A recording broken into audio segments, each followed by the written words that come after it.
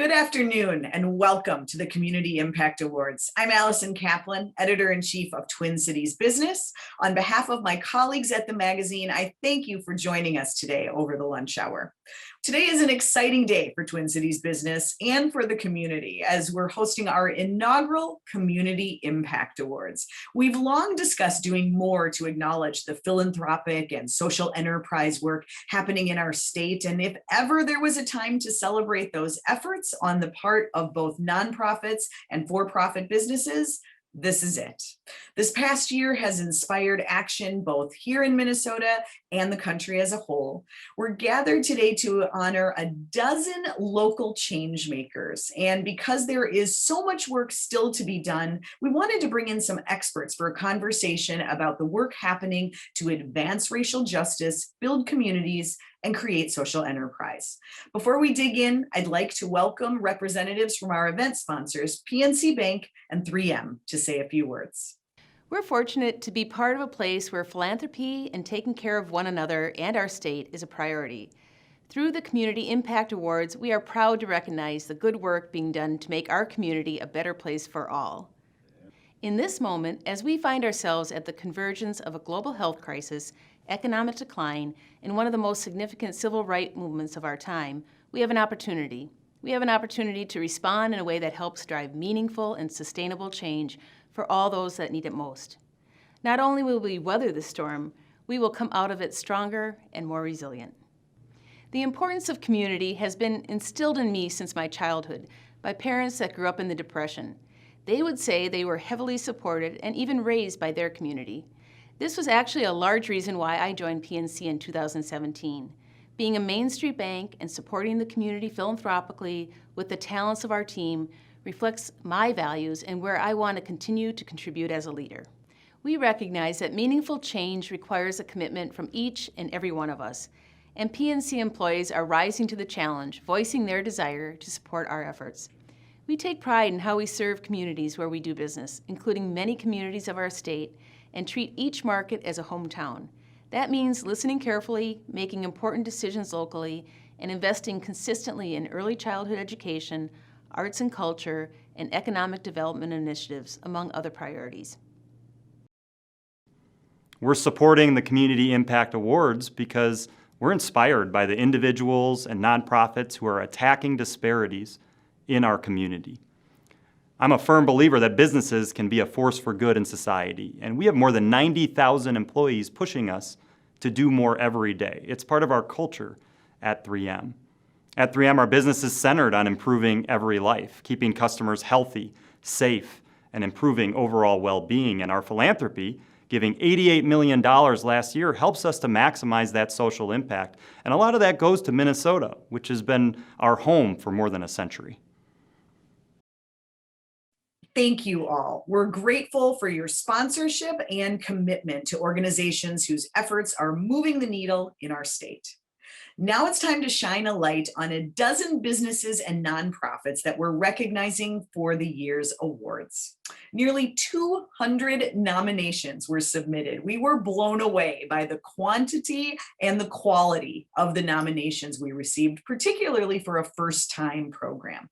So many great stories, so much hard work to make Minnesota better, a more inclusive place to live. It wasn't easy, but with the help of our judging committee, this year's winners were chosen with a focus on the work they're doing now to promote civic engagement, community building, advancing racial justice, sustainability, and education. Now, let's meet the winners of the Community Impact Awards in a video produced by our video production partner, Studio 120. My name is Mike Jackson. I'm the founder and CEO of Black Tech Talent, and I'm excited to receive this award for community impact. You know, we launched during a global civil rights movement and a global pandemic, and so we're going to keep working, and we're so honored, Twin Cities Business Mag, to be recognized by you and by the community at large, so thank you.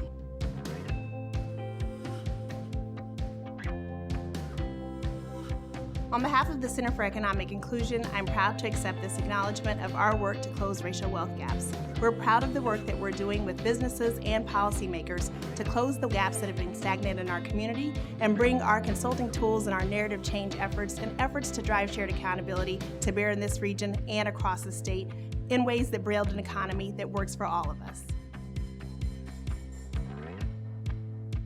Thank you for the recognition and award during a difficult year. It's been our privilege to be here to serve the community and to do it in a way that really recognizes the humanities in all of our communities. And we will continue to be here to serve the community as we build forward. Thank you.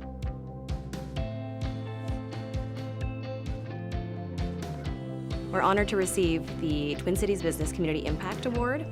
mHealth Fairview convenes the Eastside Health and Wellbeing Collaborative in St. Paul.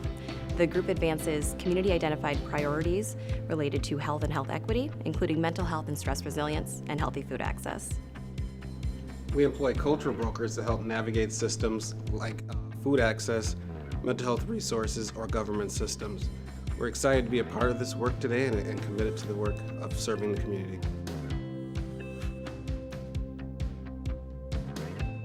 Bridging empowers the great families in need who are seeking housing stability by providing furniture and household goods to families in need. As they seek hope and dignity in their life, we're here to make sure that they get that in a basic home setup. Bridging is proud to be a Community Impact Award winner, and we are honored to be a finalist along with so many great organizations serving the community in need. Serve Minnesota has more than 2,000 AmeriCorps members serving in every corner of the state, helping to solve unsolved problems. Their passion to make a difference, combined with proven practices, is creating measurable impact every day. We are humbled and inspired by this award. Thank you. Youth Prize is truly honored to have received Twin Cities Business Magazine's Community Impact Award as we work closely with young people, systems, and nonprofits to ensure a just and equitable community where all Minnesota youth thrive. Our mission is to rescue food that would otherwise go to waste in the system, to re-employ chefs and other hospitality industry workers who would be otherwise out of work due to the hospitality industry being shut down for about the last year, and to provide meals for anyone in need. We are so honored to be a recipient in the 2021 Twin Cities Business Community Impact Awards. Thank you. Hi, I'd really like to thank Twin Cities Business Magazine for this recognition. The Lake Street Council has been really focused this year on supporting the small businesses in our community, make it through COVID and through the recovery of Lake Street. I really want to thank all the supporters who have given time and financial resources to help bring this corridor back.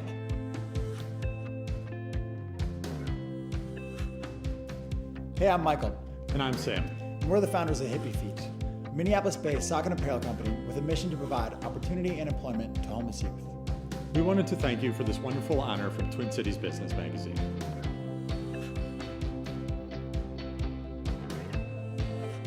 The Minnesota Timberwolves and Lynx are honored to be a 2021 Community Impact Award recipient. Thank you, Twin Cities Business, for this great recognition. We are an incredible company with many organizations who are working to make meaningful change in our community. The Wolves and Lynx will continue to use our platform, individual and collective voices, and resources to unite our city and fight for social justice.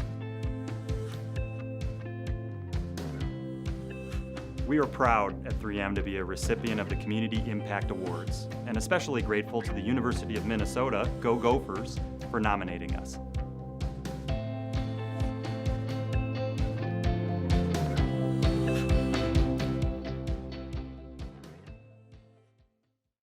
Don't you just love that video? It just makes me happy and so proud of the organizations. And thank you again to Studio 120 for putting that together.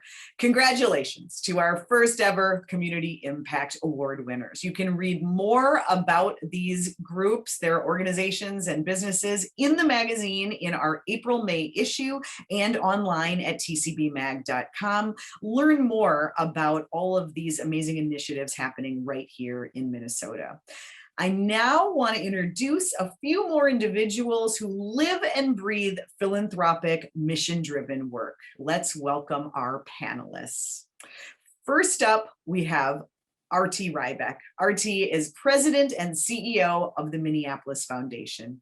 The Minneapolis Foundation drives collective action to realize strong, vibrant communities by partnering with nonprofits, facilitating grant making, driving research and advocacy, and providing services to donors seeking to make a difference in their communities.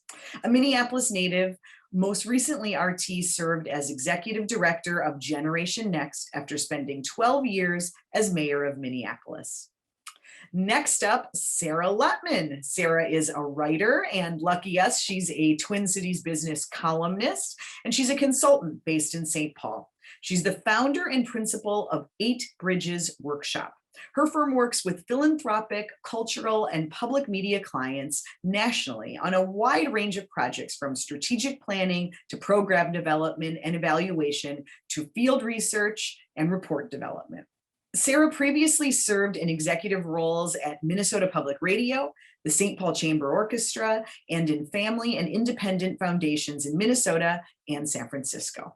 Finally, I'd like to introduce Tawanna Black, founder and CEO of the Center for Economic Inclusion, one of our Community Impact Award winners, which is the architect of racially inclusive and equitable talent, procurement, marketing, and philanthropic strategies that produce triple bottom line results for businesses and communities. For more than 20 years, Tawanna has built a reputation for transforming communities and organizations across the country by coaching and equipping executives to drive meaningful connections between personal values, business actions, and leadership for purposeful organizations and community results.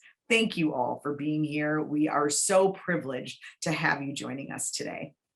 And to our audience, I want to just tell you that you are certainly welcome to post comments, questions, talk amongst yourselves too in the chat, and we'll get to as many of those as we can. But let's dive right in. Pose this to all of you. I just kind of want to start by getting your thoughts on how our community, and I'm talking nonprofits and businesses and maybe even individuals, have responded to the unprecedented challenges and needs that we've faced in the last year. What have we done well? Where do you think we could do better? What are some of the learnings as you kind of think about all of the response from the past year? RT, do you want to start? Sure. I would say that the single most important thing that's happening is not only what the organizations are doing, but how those who support them are reacting differently and are learning that that people in, let's say, a foundation in the IDF Center, like Minneapolis Foundation, shouldn't be coming up with some rigid theory of change, but instead should spend a lot of time listening, should spend a lot of time having our mission and our outcomes being driven by those of community. And I think what's been very powerful is that has included not only foundations like ours and the individuals really stepping up. This year, our donors went from, they used to put in about 40 million 5 years ago. They put out $100 million into the community this year. So that's good. But what's more important is think about some of those award winners. Think about the Timberwolves who we've worked with, who not only have made financial contributions, but really worked on narrative change and really put their brand behind the work. Think about Allison Starkey at Lake Street Council. We're working very hard with them, but we're not saying, hey, here's how to rebuild Lake Street.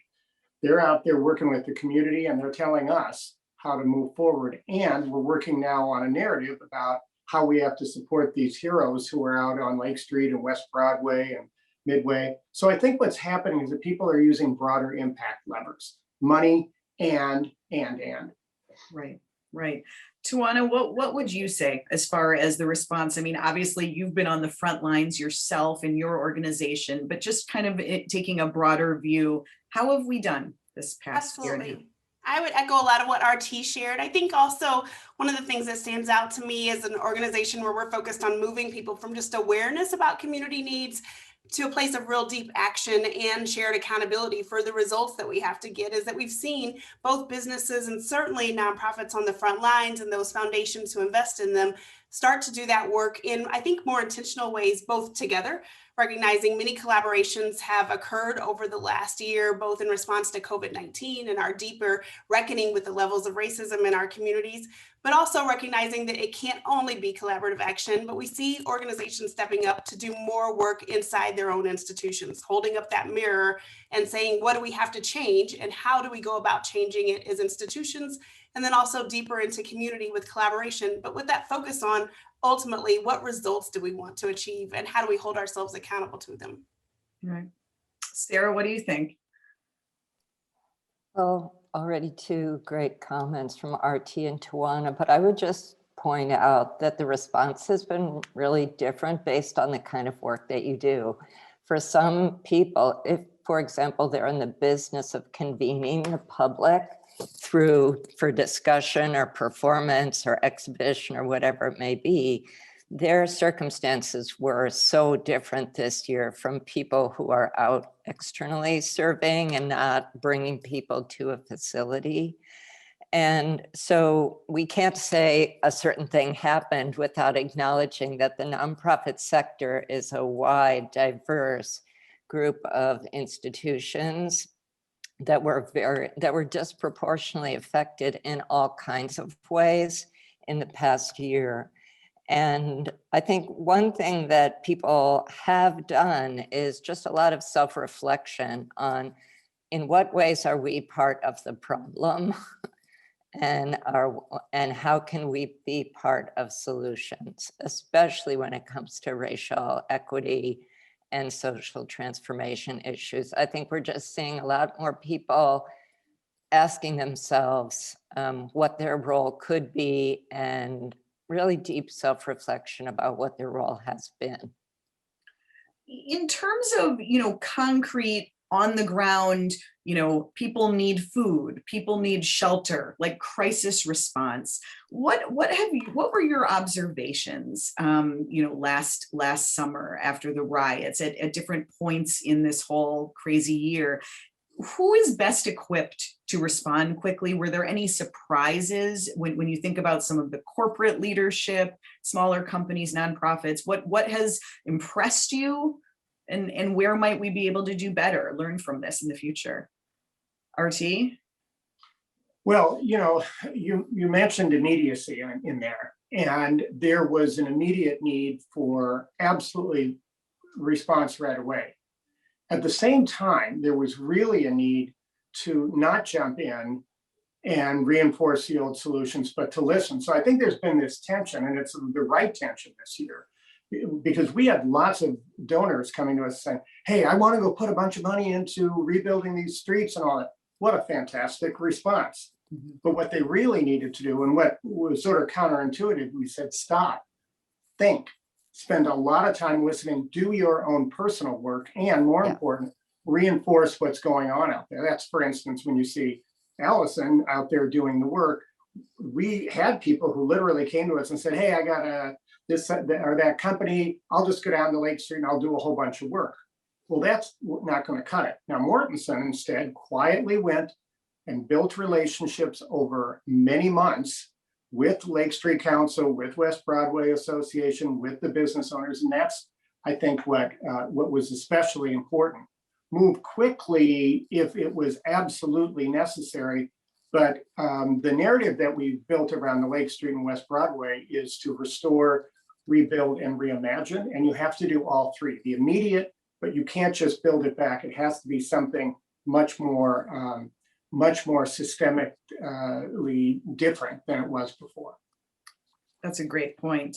Tawanna, what has it been like for your organization? I mean, when you think back to early days, pandemic, George Floyd, it's just one thing after the other. what has the approach been for your organization?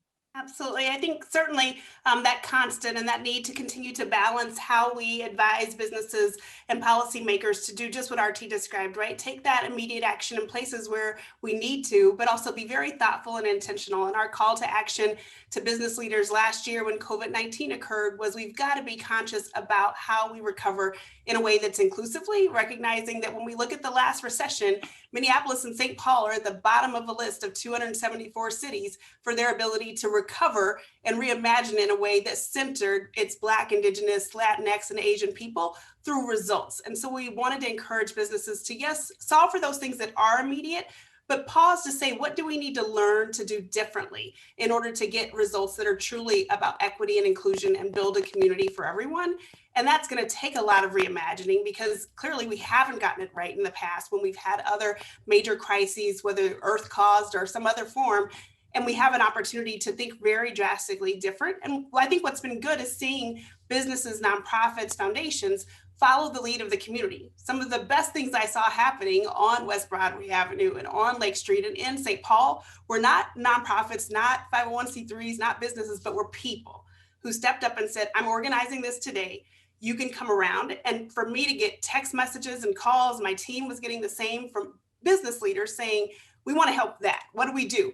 Oh, you want me to go to the grocery store and buy things? I can do that. And not being married to our typical practices that place institutions ahead of people. Right. Sarah, you were part of, go ahead. Can I add one thing to that? I think also we rediscovered who the anchor institutions in the community are. There are people who, like one of our winners, the Botel Rybak organization, turns out to be an anchor institution that everyone in the community more deeply recognizes how they serve, connect with, and can reach people that maybe there wasn't as much awareness before. So I was really happy that they won.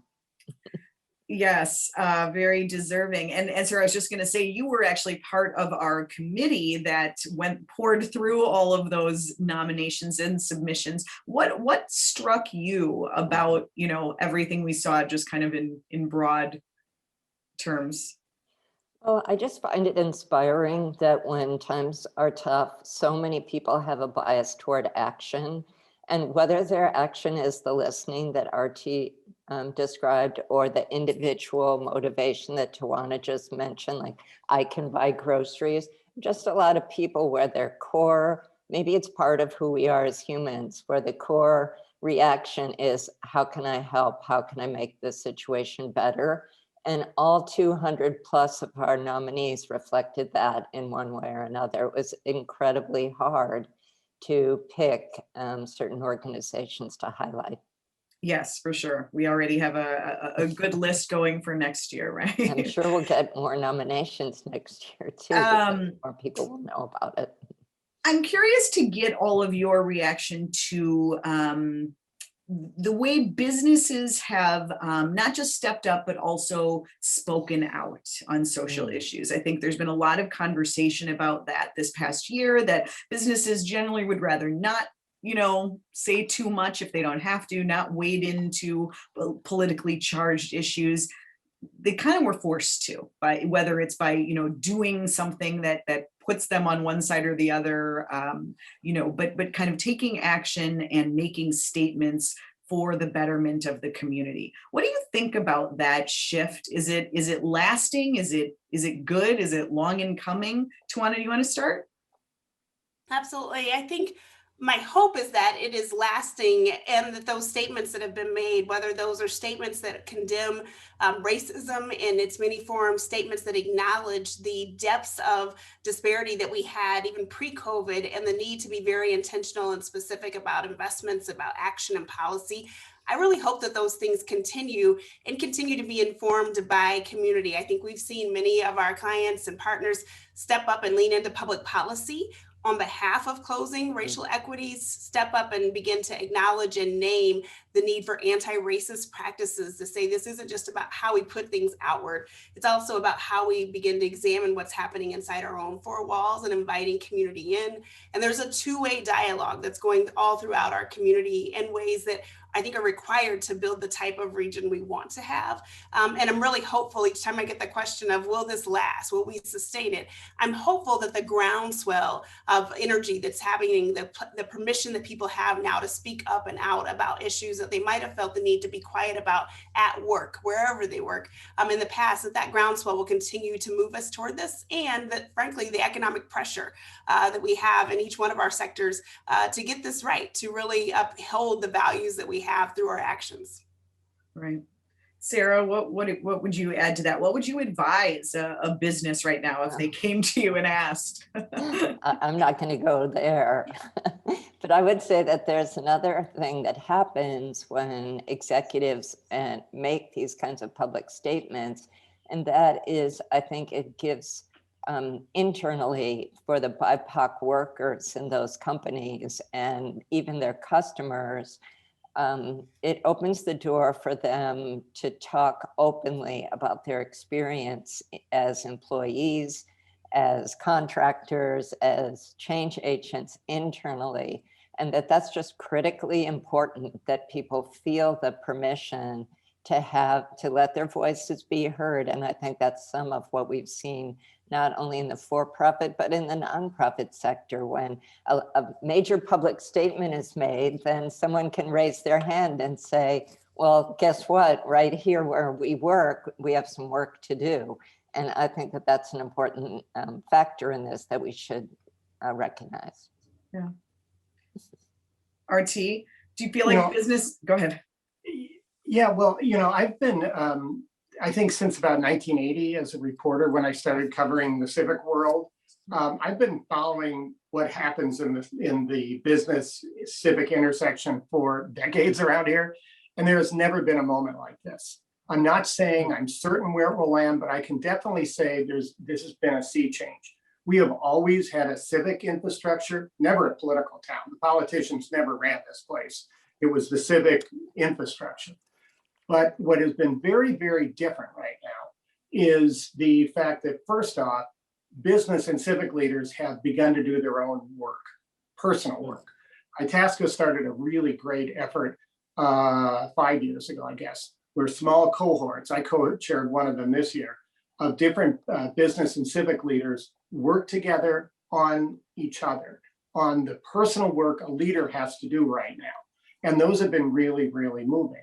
That accelerated dramatically after George Floyd's murder and became much more widespread. Greater MSP, Itasca Group, business partnership, groups that had not been central to this work now saw that as not only central, but personal. And I think that's hugely important. And I think, one of the things that I'm really blessed by is I get to work with Shonda Smith-Baker every day, who's our Chief Impact Officer. And when she came to the foundation a few years ago, we talked a lot about this narrative change and how to give people the ability to do their personal journey. So we started this Conversations with Shonda series where she brought some extremely provocative thought to this community. And those are all on our website now, but it's an attempt to really say change is personal and proximity is critical. And what has to happen is you can lead an organization, you can write a statement and somebody writes for you and put your name on it. But there seems to be much more individual coming behind that. And I think one example on the list is the Timberwolves and the Link. Sports teams all over write a statement. The coaches, the owners, the players personally put themselves really front and center on this issue, and it makes all the difference in the world. Yeah, for sure.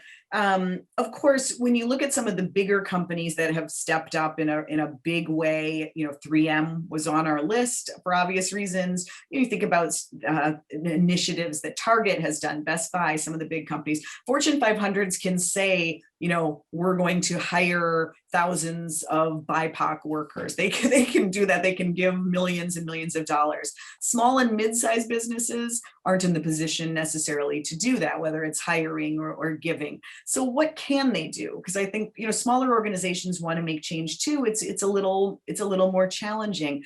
Tawanna, what advice are you giving right now? Yeah, we're giving really similar advice when we work with our mid-sized and small businesses and our large corporations. The root cause of the problems we're facing in our economy right now is racism. And we can solve for some of the symptoms of it. That might be housing shortages, that might be unemployment, that might be food shortages, all of those other things. But for a long time, we've avoided the core issue. We focused it on fixing people of color and to help them struggle with the symptoms of racism, but haven't actually named it. And so the advice we're giving is get clear on what's that challenge. Use the data. Data informs action, not just our feelings about it, not only what we see outside, but use that data to inform it. We've got a lot of small and mid-sized businesses who are embodying principles of equity and inclusion, who have stronger audits when they look at their pay equity and things that have plagued the Twin Cities for a long time. But they want to be sure that they're also honoring the values of those employees. So they're tapping into them, bringing in outside help who can facilitate conversations that maybe just haven't come up in such a structured way. Listening to those employees about where they do lend their charitable support that may not be the same number as the Fortune 500, but it's just as important and vital to their own ability to create a community of belonging. And when we center those values of equity, inclusion, and belonging, any organization of any size can really have a meaningful impact on not only its employees, but ultimately also on its bottom line. So it starts from within. And we saw that. We saw that this week, even with the announcement from United Way that they're beginning a journey of their own internally, that, some organizations that are devoted to doing work for the BIPOC community, for disadvantaged communities, they need to spend some time on their own looking inward and on staffing. Did that, I imagine that didn't come as a surprise to you, Tawanna. It doesn't. And I think back to our early meetings with RT and folks at Greater MSP and the University of Minnesota almost now a year ago. And the advice that we were giving from African-American communities was do your own work first. Don't need to convene more. We don't need big events. We don't need big conversations. Not yet. What we need is, if you are an employer, employ more. Do your pay equity audits, because we've been stuck on pay gaps for 15 years. We haven't moved the needle. In fact, we went backwards this year. Do that internal work, because that will demonstrate your values much more than another string of conversations or events that, frankly, communities are organizing themselves and inviting employers, inviting elected officials to those tables. Those are important, but we have to shift out of that space of the typical knee jerk to say, how do I lift up my lens, and know that we can't all always opt or act in the same lane. 3M, I've served on the advisory community board for 3M's investments. And for a business like that to look and say, we can give, we can hire, we can purchase, but there are some places where we need to partner. And we want to go out into communities and partner. And we also want to do our internal audits.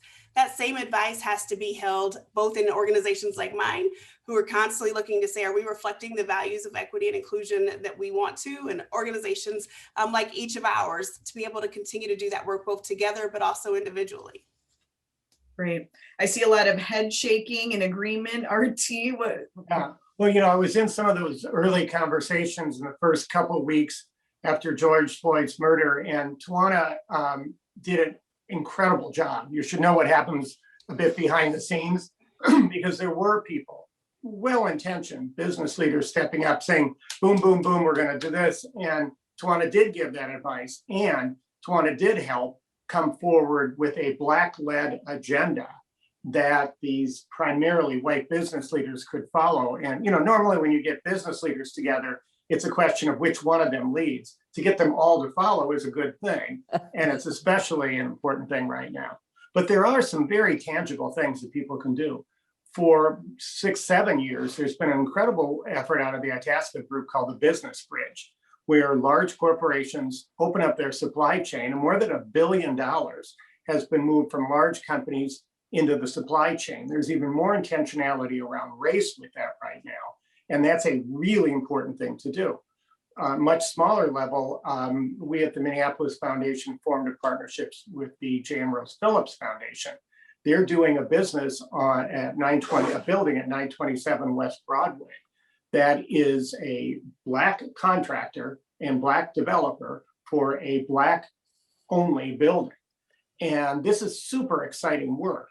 And the ownership will move into the hands of the community and multiple other things. And the foundation, in this case, Phillips, has given the opportunity for that to happen, but then we'll step out of ownership. That can be done all over the place. And I think putting your money where your mouth is not just a check in philanthropy. Nothing wrong with that, by the way, it's in my business.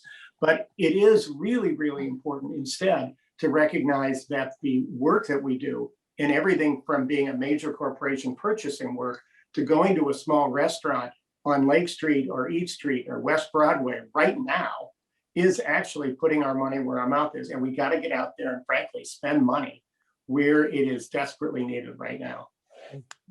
Good advice. Sarah, anything to add?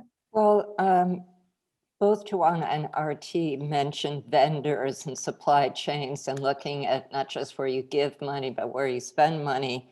And we've talked about pay equity and looking at employees, but the one thing that you didn't mention yet is who are your customers or participants.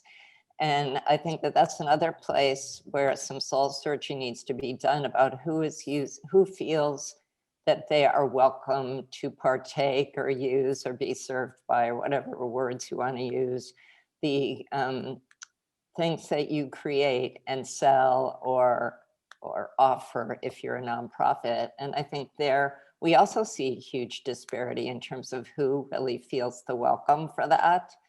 And that's everything from shopping in a small business to food products that big agribusiness companies make, et cetera. So I think we can take a 360 look at equity and really do some self-examination in terms of where do we stand as businesses, as nonprofits.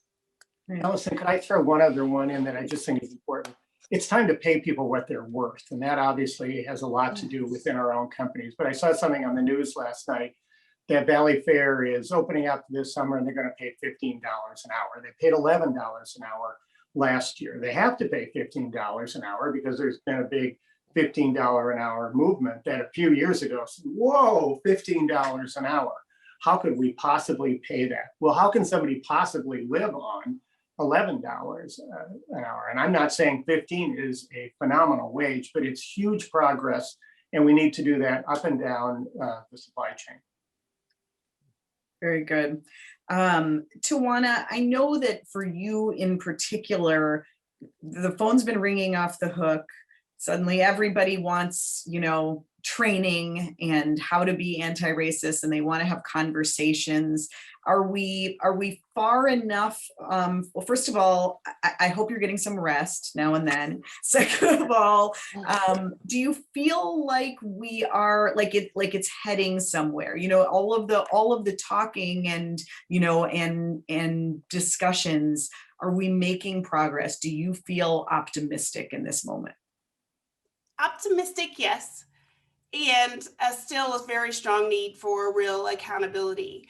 We are a region that loves collaboration. We love new initiatives. And I have not lived in a region that started more things, often with knowledge about what exists, but just that zest for let's go, let's create one more thing. And the pressures of the immediacy, we talked earlier about, you can see that somebody's hungry. You can see that lights are out. You can see that a store is closed and you need to solve it. There are other major urgent issues that have been plaguing communities for a very long time, specifically our Black, our Indigenous, our Latinx, and our Asian communities for a long time. And sometimes we feel the need to replan, redesign, re-explore, re-research when it's there. Communities have spoken, your employees have spoken, your customers have spoken.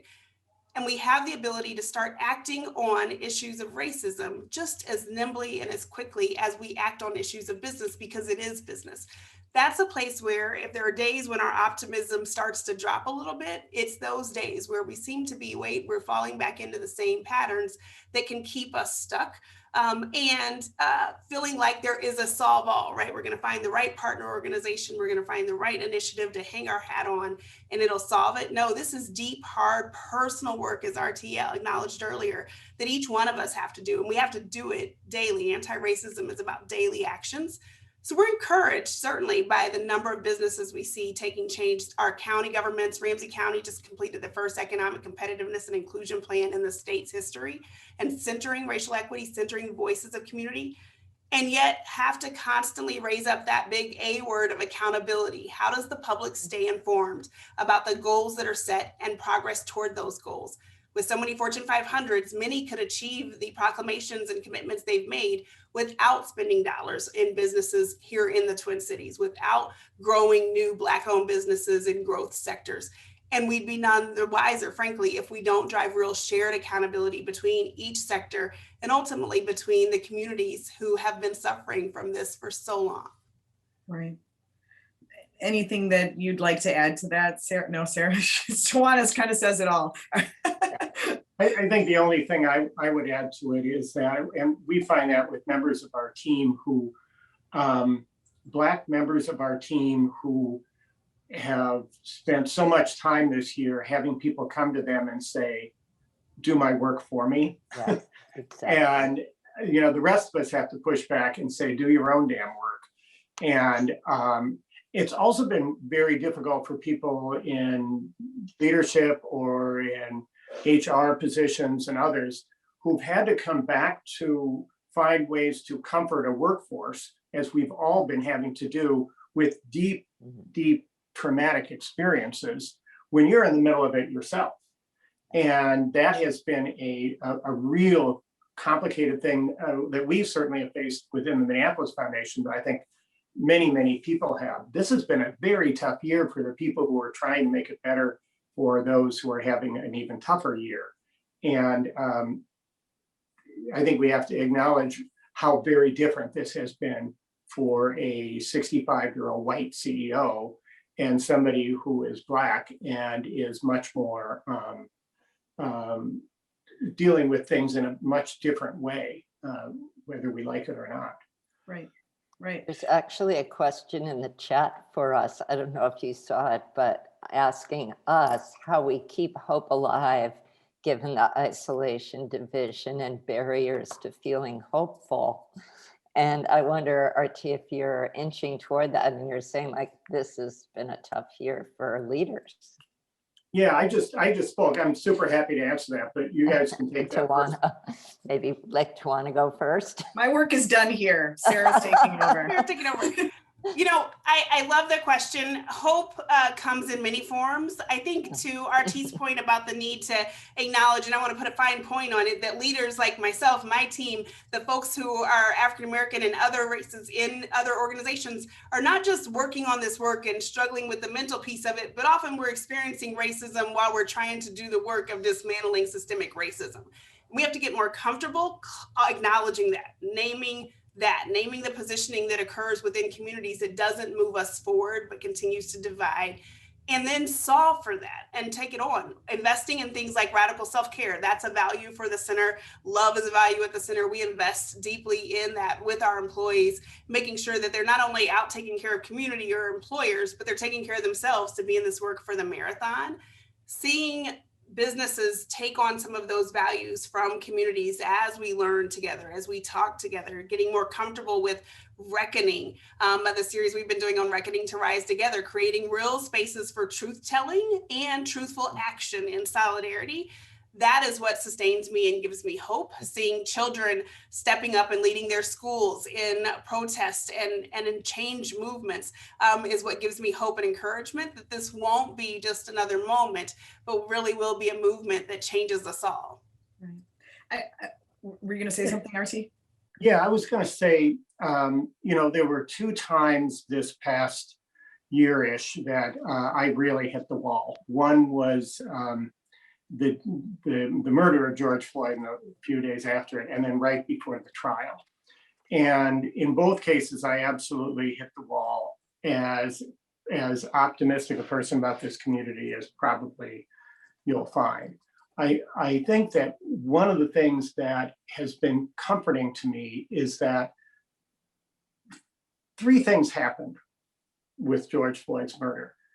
A Black man was killed by a white police officer with Minneapolis on his shoulder. Much of the city burned. The third thing that happened is one we don't hear much about. Thousands and thousands and thousands and thousands of people, and a whole lot of white people included, marched and marched and marched and protested peacefully in this town. And I'm still really upset that that message is not more dominant in the 3 things that happened at that time. That shows the power of change that we have. The thing that was hardest, not the hardest, there were so many things that were hard, but one thing that was really, really upsetting to me in those few days before the trial was to see how different the expectations were. Saturday Night Live did a skit that was sort of funny and was absolutely searing about white and Black panelists right before the trial, and seeing who was optimistic about the outcome or not, and how much more pessimistic Black people were. That was kind of a funny skit, but it was sort of a really horrible reality. And so I think knowing that there is such a wind of change, and also knowing that the narrative is so much more negative, the incredible things going on right now in Lake Street and the Midtown Global Market, up against the narrative of, oh, it's so dangerous. Downtown Minneapolis is one of the greatest downtowns in the country. And the absurdly negative and I think deeply destructive narrative, oh, it's so unsafe downtown. Could I swear on this and say bullshit? I mean, it just upsets me so much that people need to get out from behind their computers, behind all of these frightful narratives, and go back into this community that we love, that is deeply flawed, make it better, but get out of the house when you can and when it's safe, and get out there and stop buying into what I think has been a collective narrative that is harming the ability. We have winds of change, grab it, make it better, but get out from behind your computer after this is over. Of course. Make dinner plans downtown, perhaps. Yes. On that note, you're all champions of Minnesota in the work you do in various ways, as RT pointed out. And I just want to say, if anyone didn't read RT's essay, I mean, if that's your low point and that's the kind of writing that you turn out, the essay that you wrote, While My City Burns, do I have that headline right? It's beautiful and everyone should read it. It was really heart-wrenching and touching. But we know our reputation has been damaged, and it's a conversation that I find is coming up increasingly in conversations with HR executives, with businesses, how if it was hard to recruit or to retain Black talent in this market before, now what? How in the roles that all of you play as change makers in philanthropy, in social impact work, how do we make the most of this moment in a positive way and make sure that people do know all the wonderful things about Minnesota that we all know? Tawanna, you want to start? I think it starts with making sure that the wonderful things we all know are really experienced by everyone. There's no story that tells itself better than an experienced story. So I think absolutely companies, employers of all sectors are facing challenges with not only recruiting talent here, diverse talent, but also keeping talent. As we've seen many corporations give permission to their employees to work anywhere in the country, we've had an outflux of Black leaders in particular who've said, you know what, actually, I wasn't ever comfortable in this community. And so great, now I can go work where I lived before. I'm going to go back to Atlanta. I'm going to go back to Chicago. I'm going to go back to LA. That isn't new because George Floyd was murdered. That has to do with the culture of our community and the undercurrent of covert racism that takes place inside every business and organization in our communities. I think the good news is many of us have begun to acknowledge that and start to ask the questions about what do we do, and recognize, again, it's not an initiative or a campaign, but we've got to be clear about what happens every day in our relationships. And I want to acknowledge as well, I think there's a comment in the chat about the various different ethnic groups and races, and absolutely true. And it's important for us to acknowledge the particular role that anti-Black work, anti-Black behaviors, anti-Black policies have had in our communities, are having in our organizations and businesses, and be specifically clear about that. Because when we use BIPOC, when we use communities of color, and that's why I've been intentional to say each and every group, we kind of mask and take away the differences of the ways that racism shows up in and toward particular racial and ethnic groups, at the same time that we've got to be intentional about disaggregating in ways that one of our award winners has done. CAL, the Coalition of Asian American Leaders, has done phenomenal work to disaggregate our Asian communities and start to identify specific policies and actions and investments that can move the needle in those communities. But it starts with us recognizing where we've been, where we are today, and each one of us taking action, whether it's in your neighborhood, on your block, in your kids' schools, places of worship, and certainly at work. So doing the work ends up promoting Minnesota in a positive light. RT, anything else that you would recommend? Yeah, I don't think it was ever news to anybody who wasn't white that it was a lot easier to be white than not to be white in this community. That's one of the reasons why we've had this deep trouble recruiting, and especially, as Tawanna mentioned, retaining. I think actually the good news is that's out in the open. We've turned over the rock. We're talking about it. We're addressing that. You know, a few years ago, we went on one of these Chamber of Commerce trips to Nashville. And Nashville reminded me of Minneapolis a few years ago. Oh no, there's no problem with race here. Everything is all kind of wonderful in Nashville. Well, then you actually go talk to Black people in Nashville and it's not that great, okay? It's not that great here yet. But this was the most anti-Semitic community in the country. And it is not now. We still have our problems, but it is dramatically different. We have the capacity to do that. And our diversity is more diverse than most places. So we have the ability to be a center of multiculturalism. And Tawanna, you mentioned Bo. I remember being at Bo's kickoff for this coalition of Asian American leaders. And that includes a wide swath of people with vastly different experiences from India, from Southeast Asia, from China, this generation, multi-generations here. It's a huge swath. And we uniquely, because we've been a humanitarian center, have the ability to hold ourselves up as a community that has had deep challenges and now is doing our very best to look at an asset frame for what is a multicultural community. We can really reinvent ourselves because guess what? We already have. The population, the schools are all vastly different. And all we have to do is look at this community in its full light. And I think move forward in a way that actually recognizes everybody. Right. Yeah, and the only thing I would just add, Ellie, is you said our reputation has been damaged, and I wrote that down. I feel like it's more like our reputation has been revealed. Right. And now it's time to say, what are we going to do about it? That's a really great point. Yeah, thank you for saying that, Sarah. We have just a few minutes left. I knew this was going to fly by. I want to make sure we get to some of the questions from our audience. Here's one I'd love to get all of your takes on this. What should the legislature do to address systemic racism effectively? Anything we can do at that level? Well, we've got a bill right now that we'd encourage everyone to write your policymakers for. If you go to our website, you can get the contact information for those elected leaders. But I think the legislature has to be willing to pass racial equity notes and then impact notes, and then get behind them with the investment that's needed, such that every bill that comes forward, every policy or investment that's considered, that we do the math to say, is this going to close our racial disparities or is it going to add to them? Other states have had this type of form passed for some time now and have seen the impact that it has both on policies that may be going through the legislature, but then also on various departments who every day are tasked with making decisions, making investments, but don't often have that analysis done. And we've got great organizations here. The Racial Equity and Joy Coalition has been partnering with us to take that forward, and many who have the skills to be able to inform and be partners with those policymakers.